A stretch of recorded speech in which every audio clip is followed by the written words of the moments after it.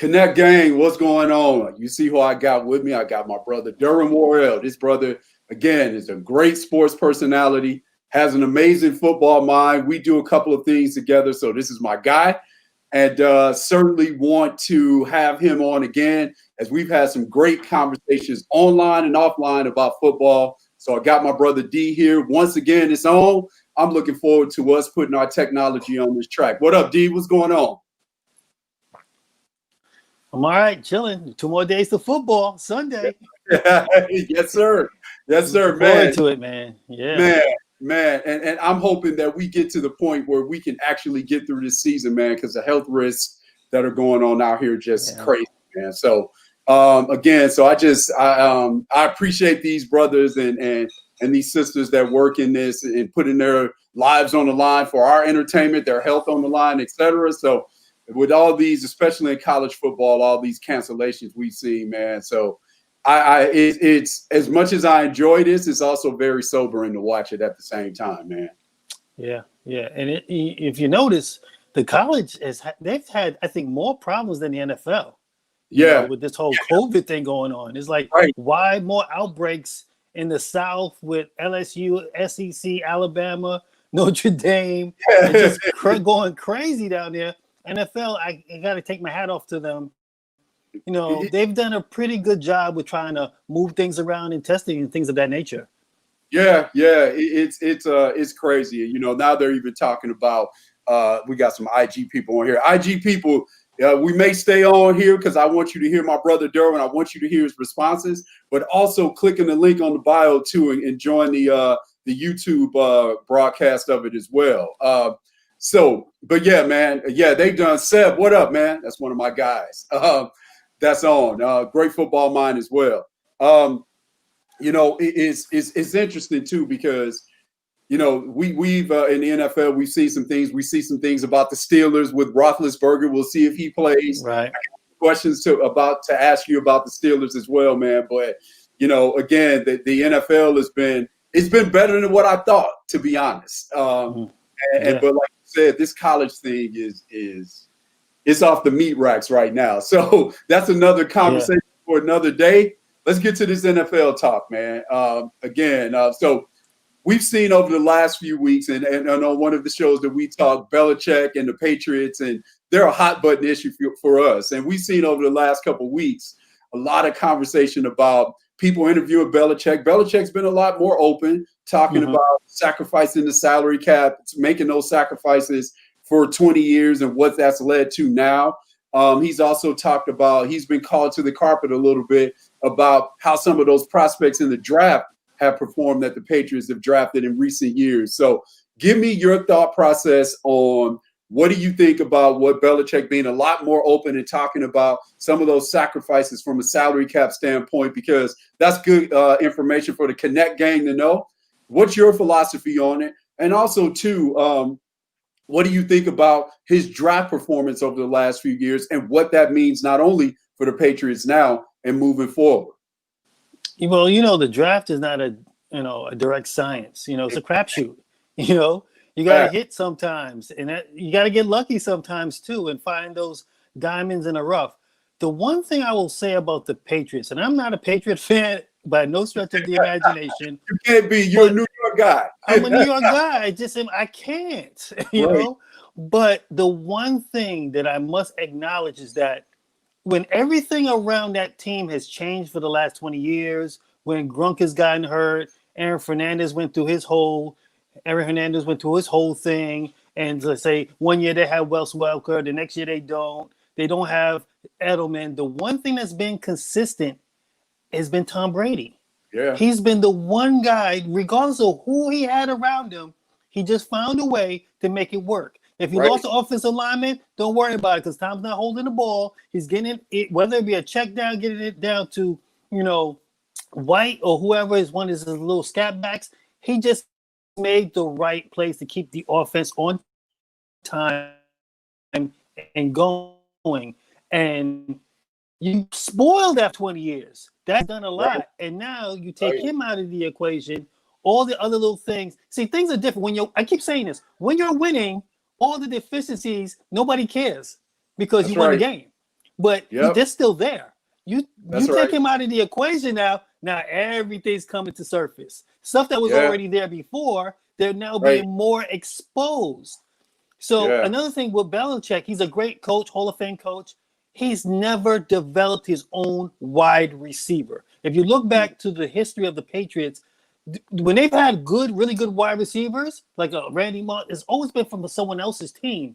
And I think he's missed this last draft. He drafted 3 guys.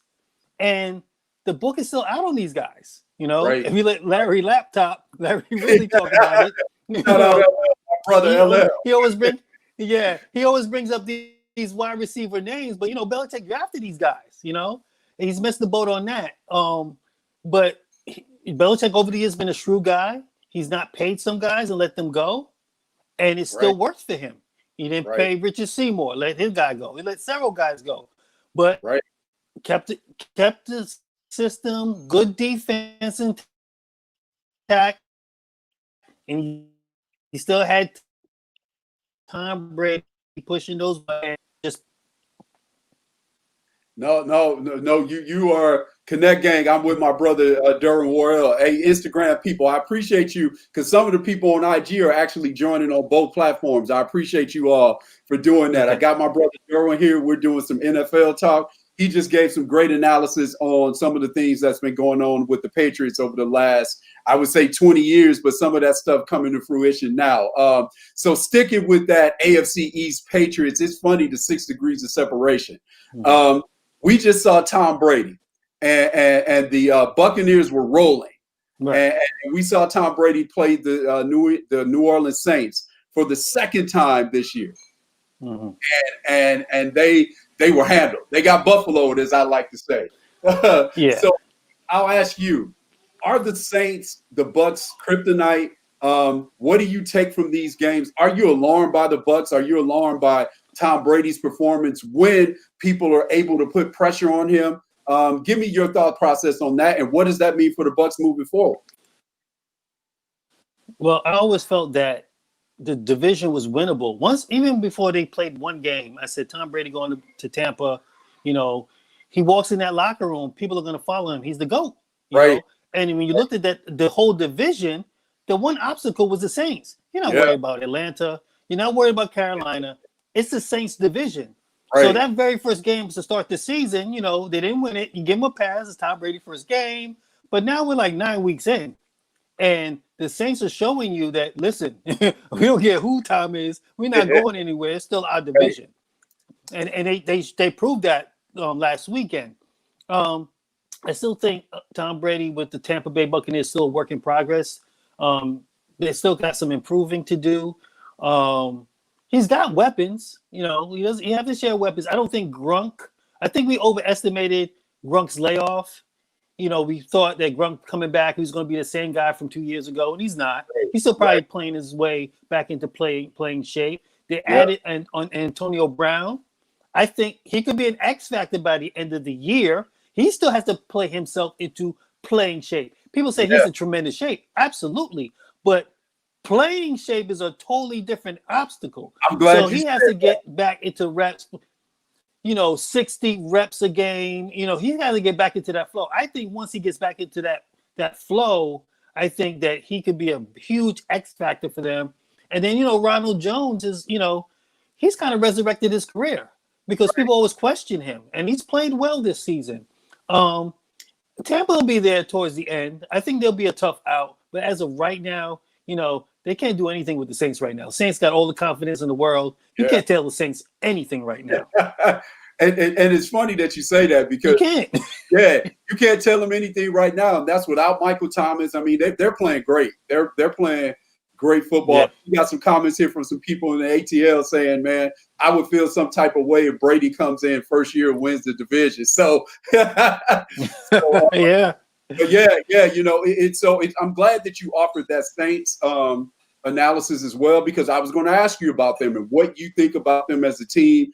Is this one of those performances where, quiet is kept, and this kind of bleeds into one of my questions about another team, but quiet is kept with the Saints.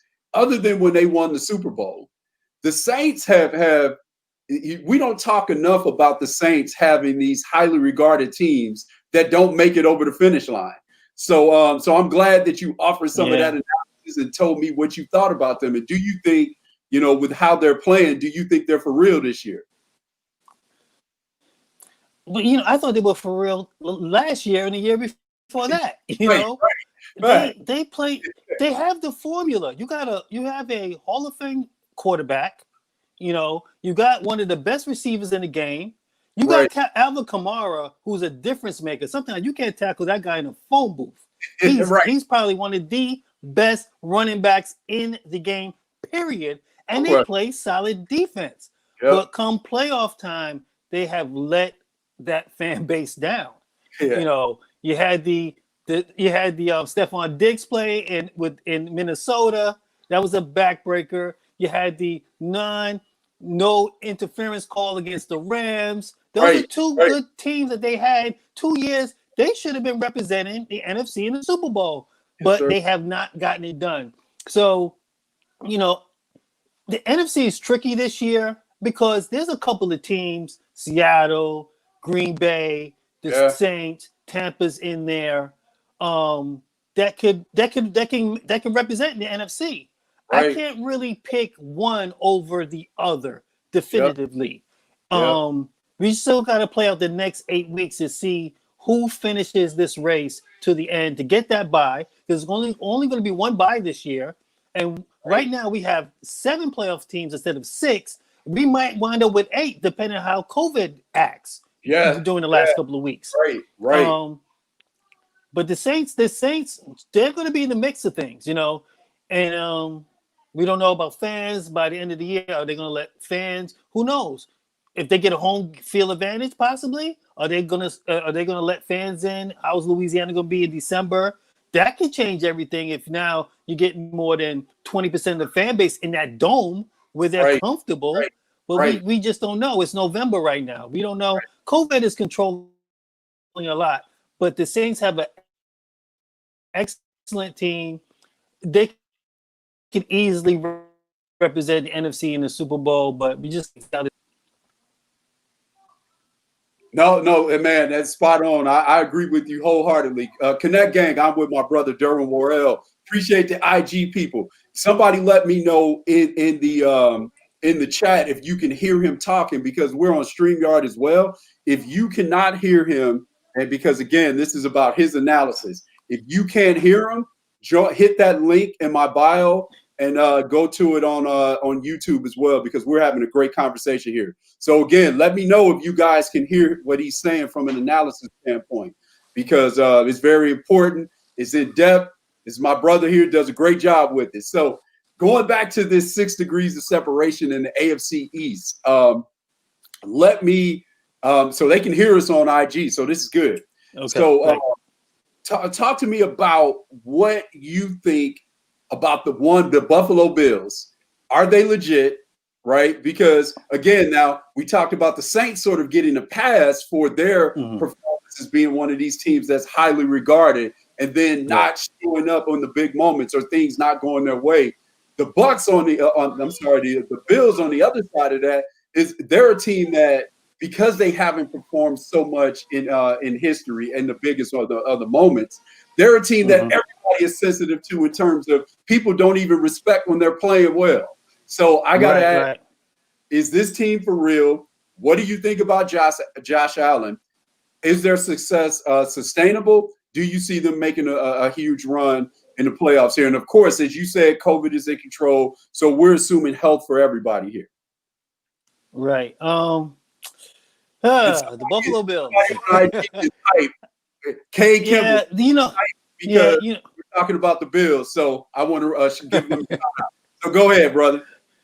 Yeah, well, Buffalo, they got a good team, but I love Josh Allen. I think he's a tremendous talent. I just think with him sometimes he will miss the simplest throws.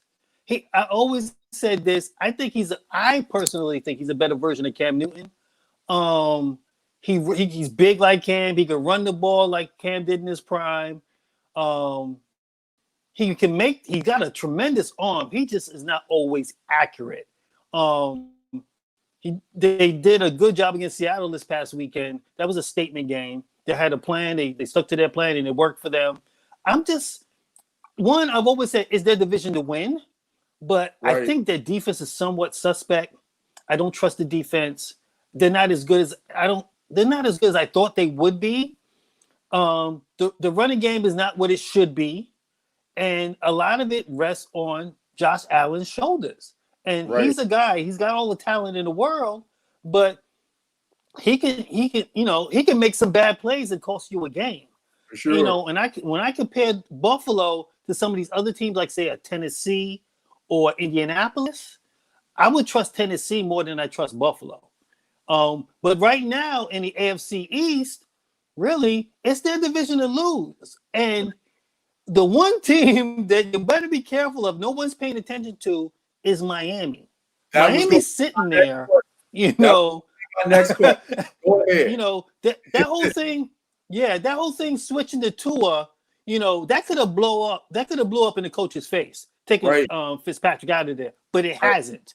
It hasn't. So you went from changing the quarterback, losing the locker room, possibly if you start losing because the team is saying we were winning. Why you change the quarterback? But now Tua's had some decent games. He's won. He went to Arizona and won.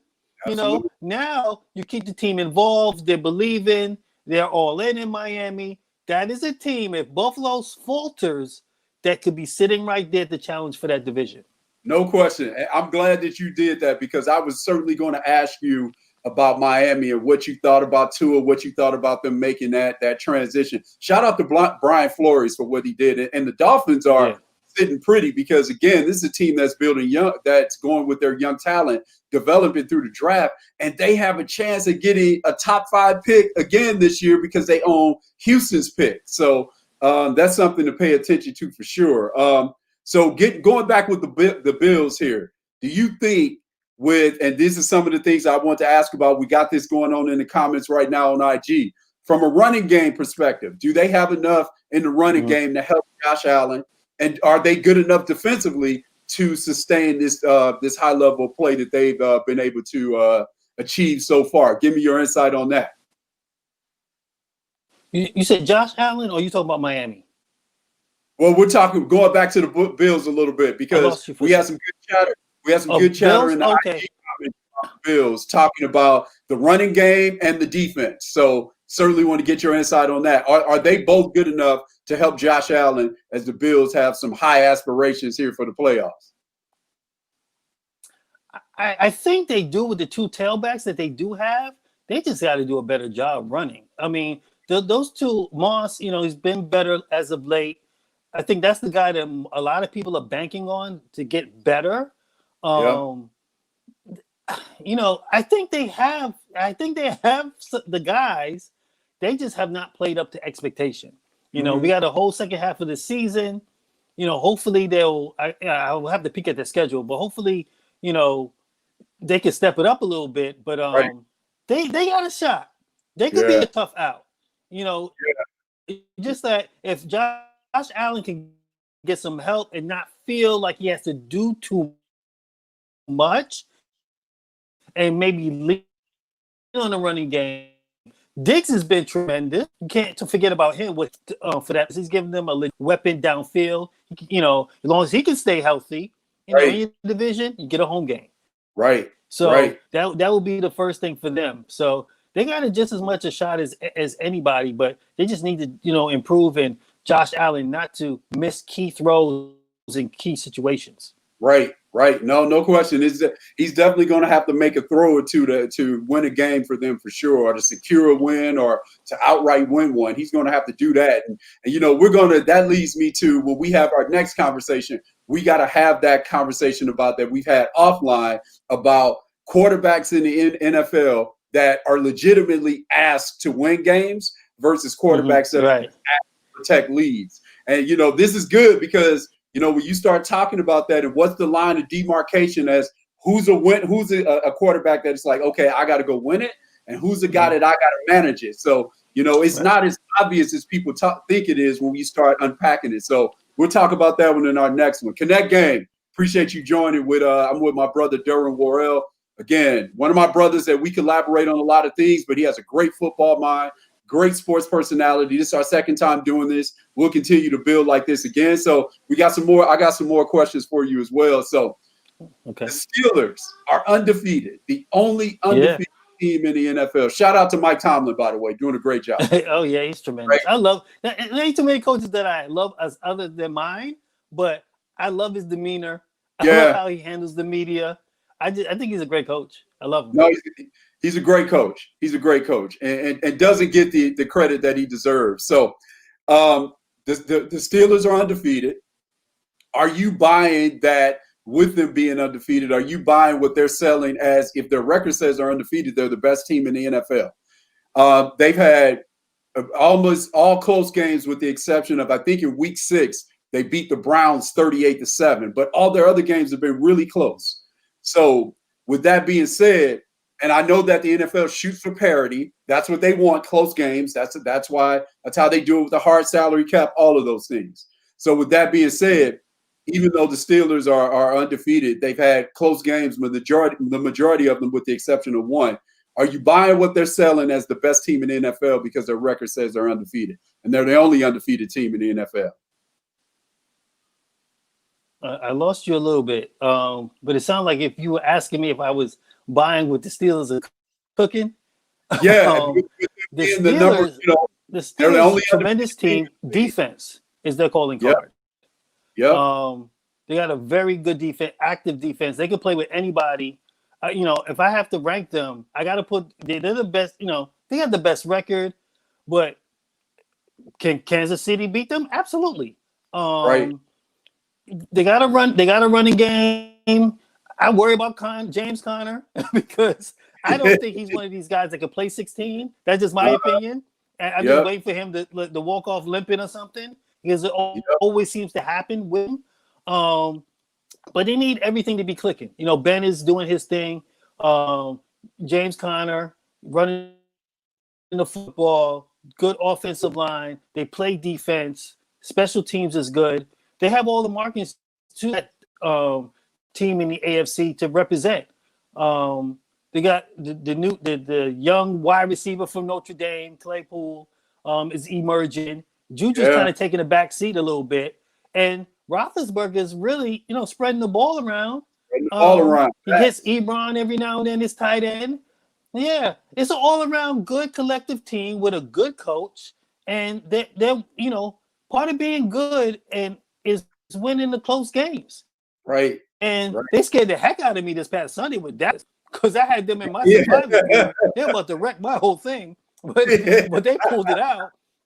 But and then you got to factor in also, they got Cincinnati in the division. Cincinnati's not ready.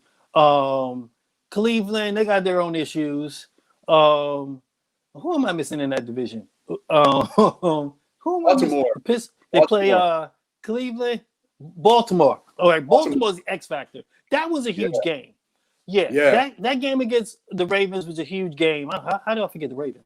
But I really thought that that was going to be a mismatch between that defense and Lamar Jackson. But Lamar is always an X factor because his ability to run the football. Because you blink, he's up 20 yards. He's a chain mover with that guy.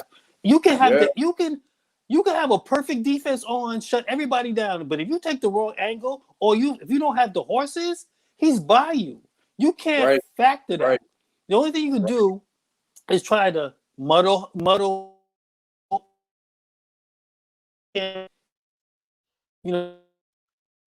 make him want that guy leaving the pocket, just destroying, breaking down your whole defense. But yeah, the Steelers are great, but there's that team in Kansas City that I feel like offensively they have all the weapons. Their defense doesn't have to be, as they've shown even last year. They'll be down 14, and in the blink of an eye, they can come back because they have the firepower. So Kansas City's still the defending champs and the team to beat. No question. It's going to be interesting to see what goes on throughout the year. And first, I think with the Steelers, for me, one of the concerns is, and I guess this is a concern every year, but particularly this year, not only from a COVID standpoint, but they got to keep Big Ben upright, man. And I know he doesn't take as many chances as he used to running, but they got to keep him upright. And because if they don't keep him upright, what do they go to next? I don't trust Mason Rudolph. So I'm a little bit worried there. So, but other than that, they're playing great. And I want to see Mike Tomlin do well because I want to see him get the credit that he deserves. So, so absolutely, I want to see them. So now I got to ask you this for Connect Gang. You guys got to know this. My brother Derwin, great football mind, great sports personality. He is a Seattle Seahawks fan and a real Seattle Seahawks fan. So I got to ask him this. The Hawks and Rams play a big game this week. So the offensive line for the Hawks has been much maligned. People have been talking a lot about them. They're doing better. But one Aaron Donald looms in the distance there that they're going to see here pretty soon. What's your insight? What do you think will take place and transpire in this big game? This is a big game because it is one game. This is a big game. Right. So with that being said, Hawks coming off a loss, what do you think the Hawks are going to do in terms of making sure that they contain Aaron Donald? What do you see Russell Wilson doing? And how do you see this game playing out?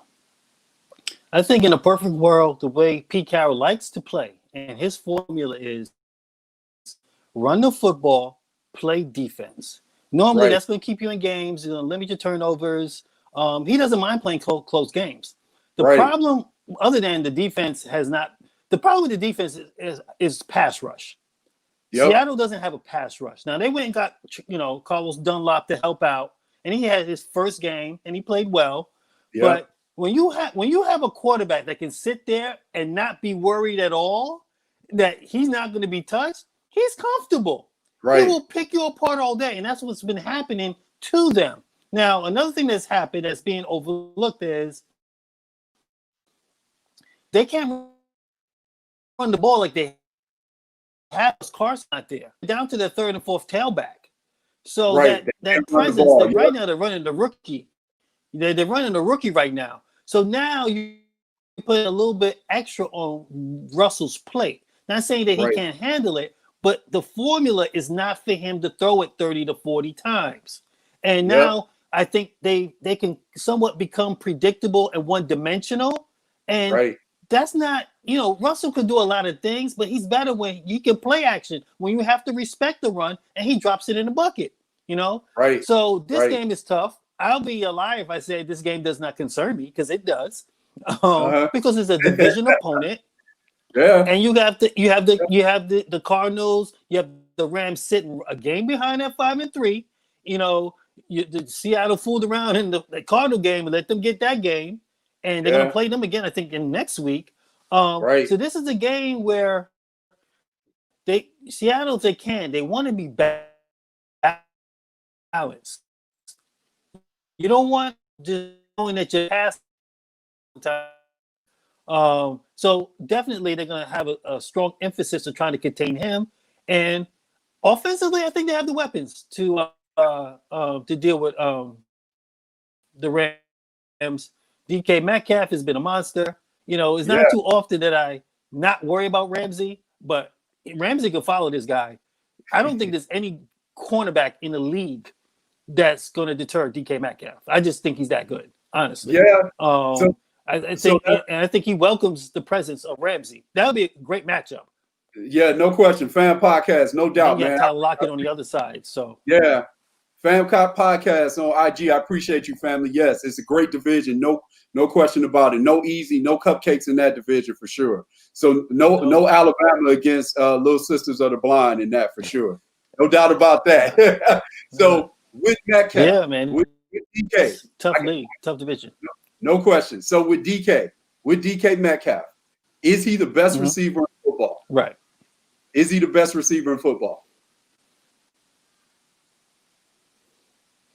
I hate to throw this accolade stuff that quickly. Yeah. I don't know if there's any.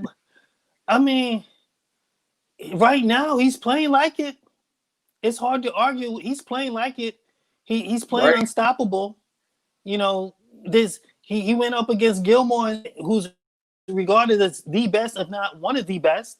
And I felt like he kind of bullied him a little bit. He's big, he's physical.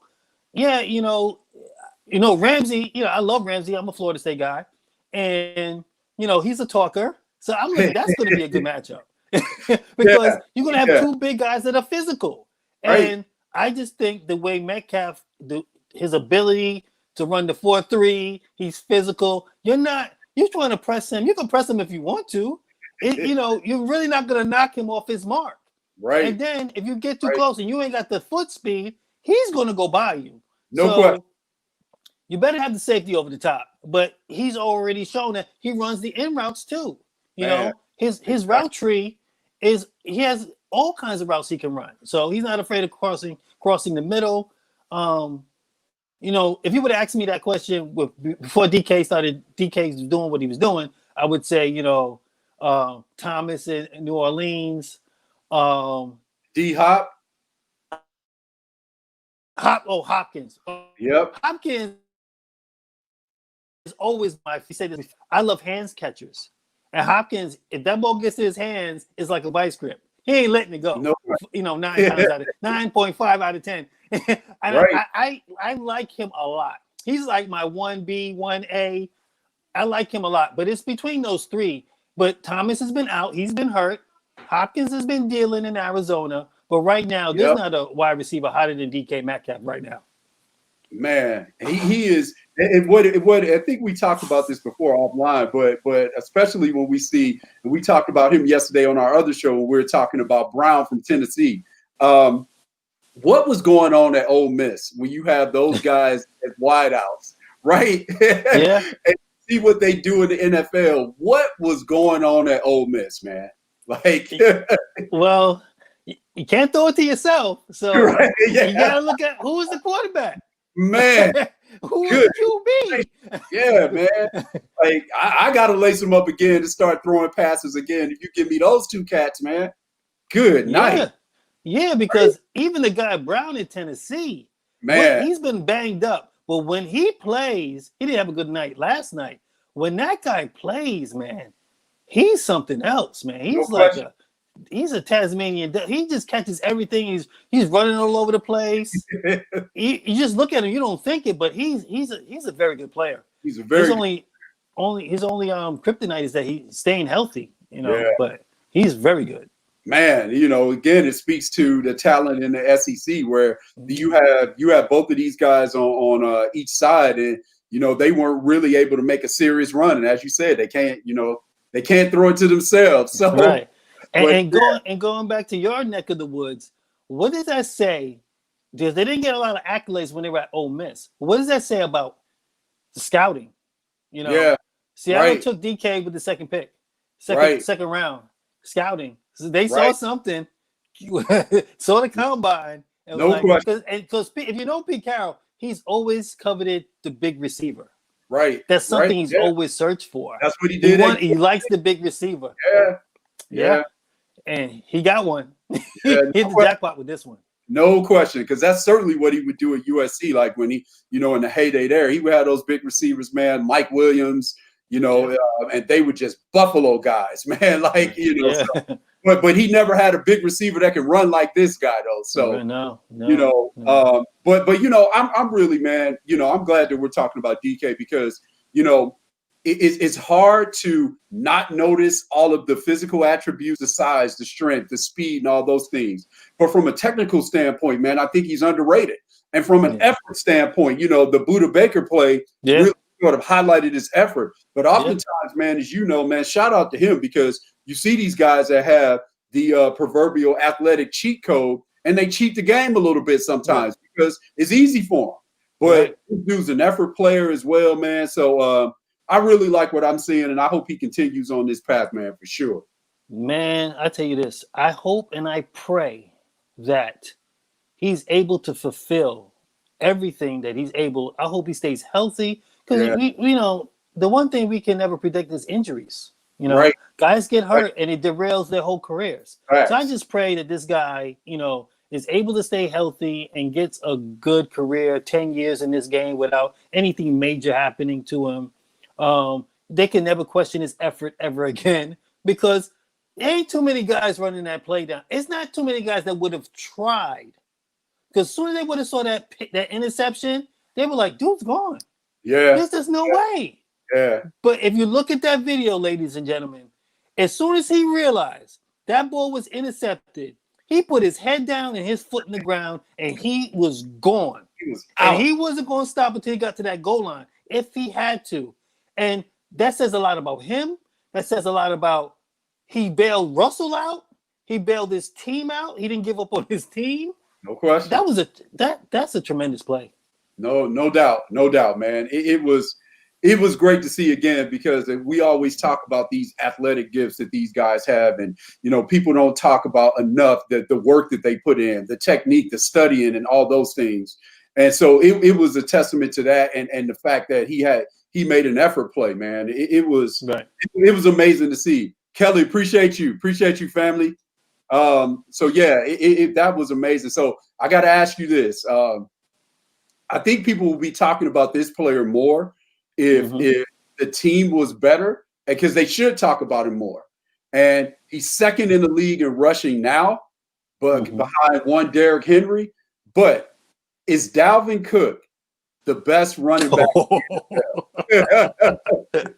Man, I don't care what them numbers say. Dalvin Cook is top 3 running back in the league, period. Is he the best? If you were put your GM hat on, because I respect your knowledge immensely, would you take him if all the running backs were available in the draft? We're having a fantasy draft, and okay, Derwin, you got to take a running back. You have to take a running back. Every running back in the league is on the docket. Right. Do you take him first over all the running backs in the league? As good, I might not. And the only reason why, there's only one other guy that I think could do a little bit more. Yep. Is Alvin Kamara. Yep. That's the only guy for me. I would take Cook second, but I think Alvin Kamara in the passing game, I think he can do more, because normally, you know, Dalvin Cook, when he's catching the ball, he's normally on screens. Right. But he's not really running routes like a receiver like Kamara can. Yeah. So that's the only reason I put Kamara over him. But Dalvin Cook is a monster. He's you got a game plan for that guy. Yep. He's the best guy. He's the best guy on the Vikings, period. It's not their quarterback. It's definitely not. Definitely not. It's him. Yeah. He could rip off 150 yards and 4 TDs. Yeah. You know? And he makes the passing game better, because you have to respect him. Now you play action pass. You have to respect him, because he could wreck your shot. Now, the Tennessee tailback, he's good, but Derrick Henry's not as versatile as Alvin Kamara, and he's a downhill runner. You know, he's actually done better in the league than I thought he would, because I kind of worried. Me too. Because I worried about his wiggle. I thought he might be too big, and if he didn't get the right blocking, you know, he might get stoned in the backfield. But that dude, and he's surprisingly faster than I thought he would be. That's the thing. Yeah. Man, he gets downhill. Good luck, because that stiff arm is nothing to be fooling with. Not at all, man. Not at all. And it's funny that you say that, man, because when you watch him on film, D, you see people when they have to tackle him, they cower a little bit, right? Yeah. They're like, oh man, I don't know if I really want that smoke, right?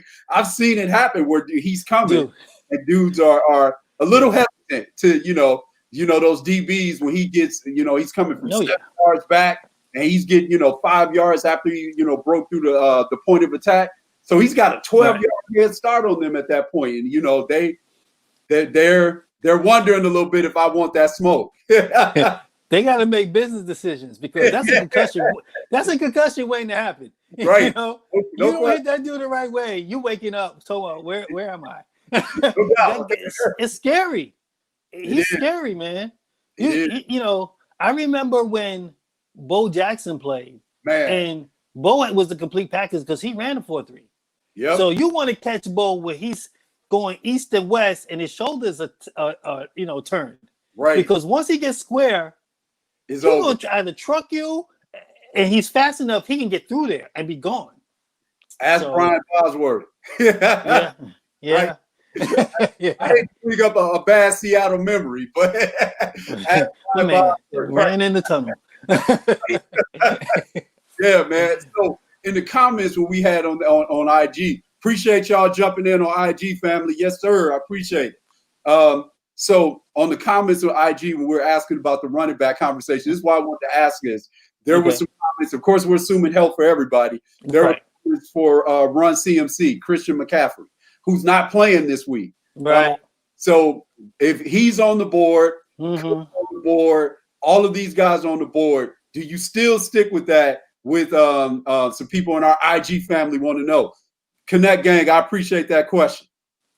That's a good question. And you know what? I didn't think of him, but he's another guy. He is definitely another guy that I would put over Cook. Yep. Because it just comes down to versatility.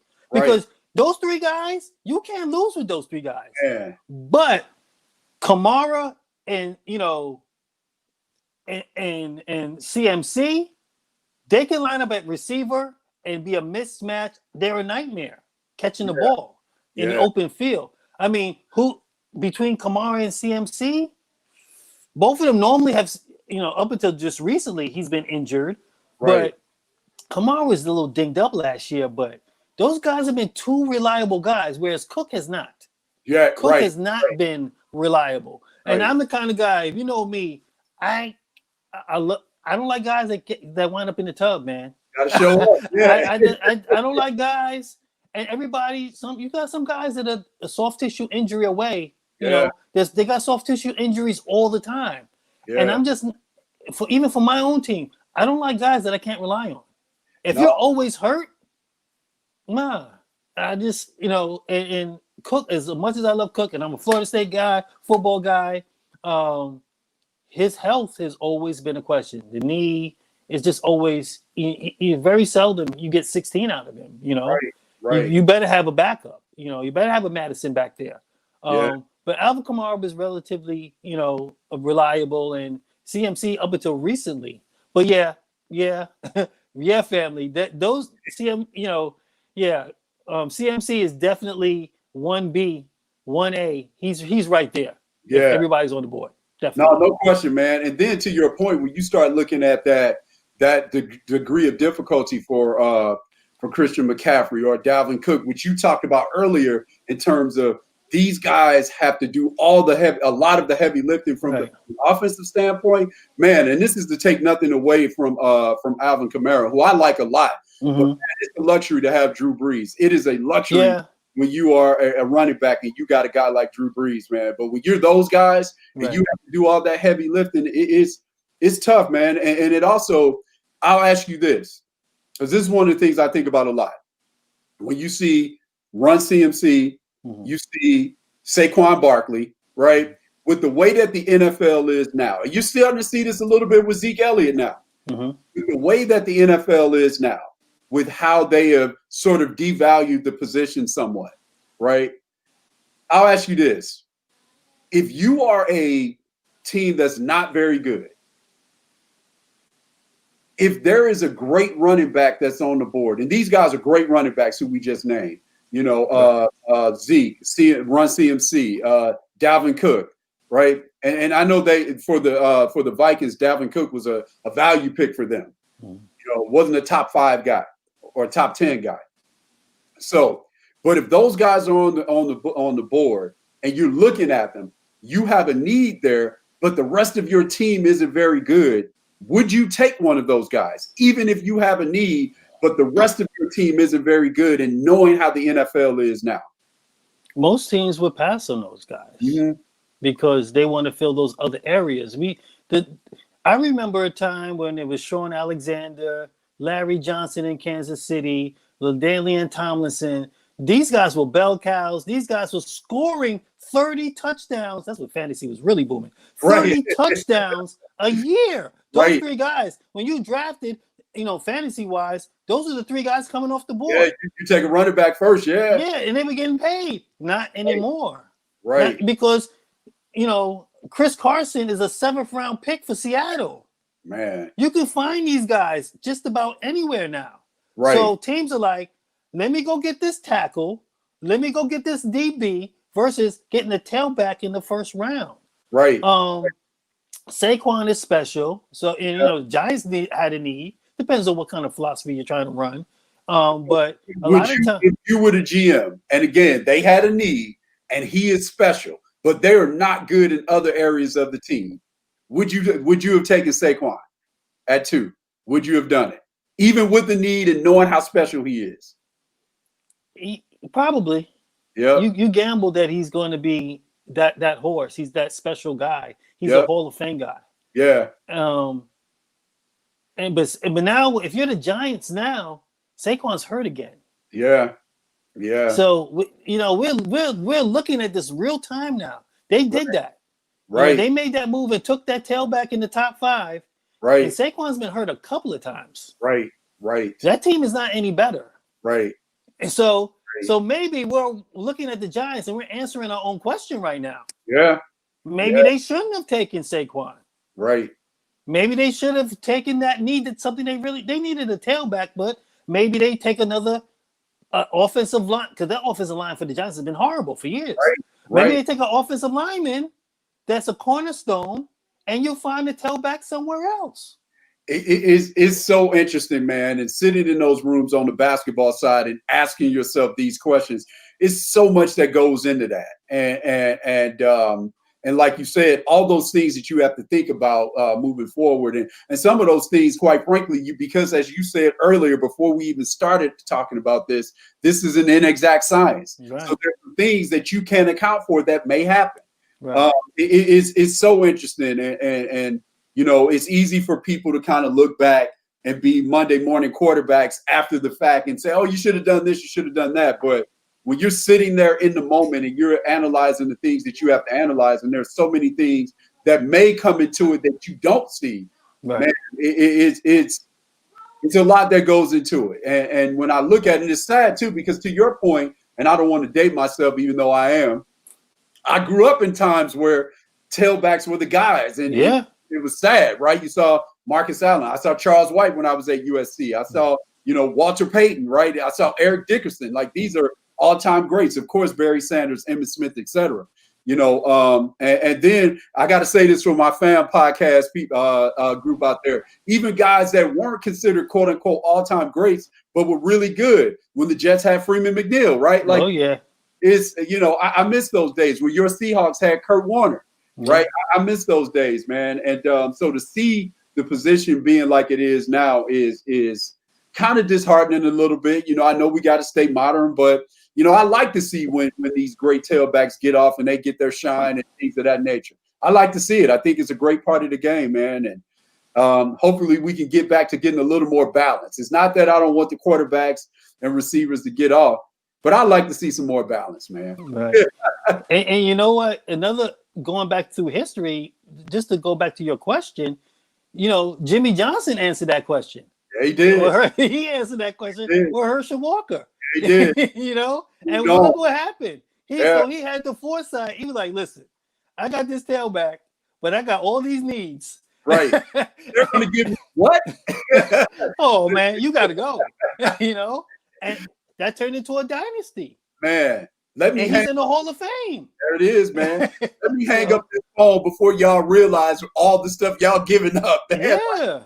Because good night. They gave up, Minnesota again gave up a ton, man. And, so Connect Gang, we're going to wrap this up, man. I appreciate you all joining us. I will do this again with my brother Derwin again. Great football mind. Love talking to this brother about this stuff, man. Good brother as well. Again, appreciate you all joining on YouTube and on IG. We're probably going to do this more often this way. Glad that you all can hear us. Appreciate you all joining. You all have a great weekend. Have a great week next week. We'll see you again next week, Connect Gang. Appreciate y'all.